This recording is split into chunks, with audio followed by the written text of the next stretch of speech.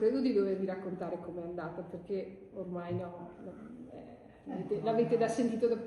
Noi eravamo a casa, avevamo appena finito di lavare il nostro cagnolino e abbiamo sentito, avevamo le finestre aperte, e abbiamo sentito il suono di una sirena, ma pensavamo che, siccome siamo abituati, vivendo in quella zona del Montello, siamo abituati alle gare ciclistiche, ci sono spessissimo.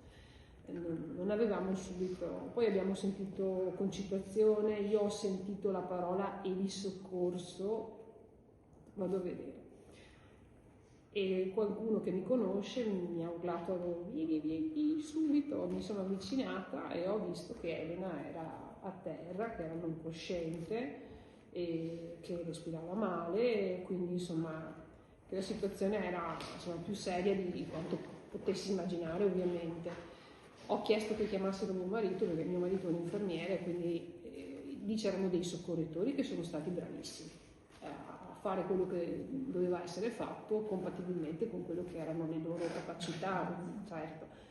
E quindi poi Emanuele è arrivato, ha preso un accesso venoso, aveva la pressione molto bassa, Elena, appena sono arrivata io non respirava bene, e quindi poi abbiamo fatto tutto quello che dovevamo fare. Non ero preoccupata perché sapevo che i miei colleghi del soccorso stavano arrivando, tra l'altro il campo dove sono atterrati era attaccato, conoscevo, e sono arrivati i miei colleghi del soccorso. Ovviamente c'è stato un po' di ma che cosa fai qua? Ci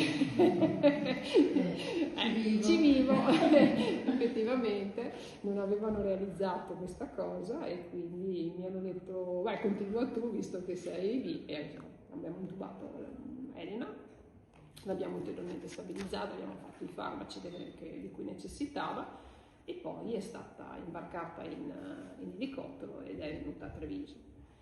La cosa che mi preme dirvi è che sono tutti i titoli e le cose che io ho letto in questi giorni, io veramente ringrazio tutti, c'è un affetto incredibile, però mi preme veramente che passi questo concetto che non ho salvato Elena, e se l'ho salvata io, l'ha salvata il sistema 118 e l'ha salvata anche chi ha chiamato. Perché fare una chiamata corretta al 118, dire le cose giuste, fa in modo che chi risponde dall'altra parte, cioè uno dei nostri operatori, capisca la gravità della situazione e invii tutte le risorse giuste. In questo caso l'elicottero, l'automedica, l'ambulanza che poi sono arrivate.